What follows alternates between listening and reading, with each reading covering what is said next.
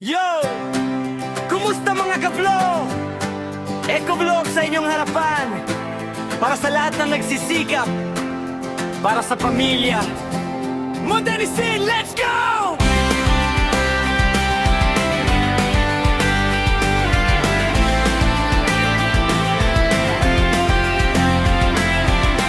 Alas 5 pa lang ng umaga, gising na ang katawan. Baon ng panalangin bago lumabas ng tahanan. Diretso sa supermarket, ang aking pangalawang bahay. Dito nagsisimula ang kwento ng aking buhay. Suot ang uniforme ng Mondenisin na may dangal. Trabahong marangal, alay sa mga minamahal.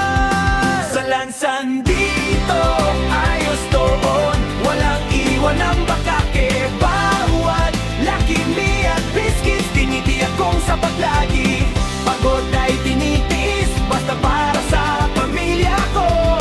To ang inyong kasama, merchandiser na totoo. Mondenisin ang aking gabay sa bawat hakbang.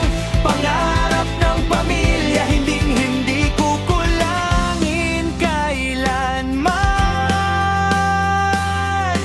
Pababa pataas sa hagdan, nagbubuhat ng kahon. Fefo at Fifo ang laging patakaran sa bawat hamon. Kahit sumasakit ang likod, ngiti ay hindi mawawala kapag naaalala ang mukha ng anak at asawa. Mula sa pag-display ng noodles hanggang sa mga tinapay, bawat Mondenisin product may kwento ng pagsisikap na kaagapay.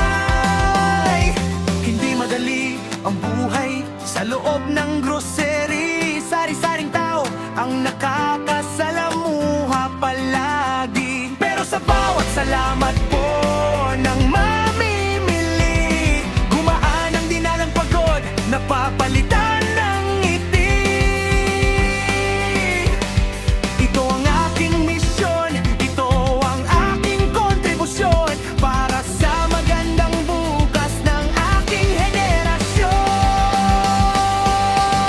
Sa lansan dito, ayos doon, walang iwan ng bakante. Bawat Lucky Me at biscuits, tinitiyak kong sapat lagi.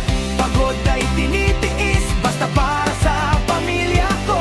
At sublo ang inyong kasama, merchandiser na totoo. Mondenisin ang aking gabay sa bawat hakbang. Pangarap ng pamilya, hindi kukulangin kailanman. Kaya sa lahat ng mga kasama kong merchandiser dyan, saludo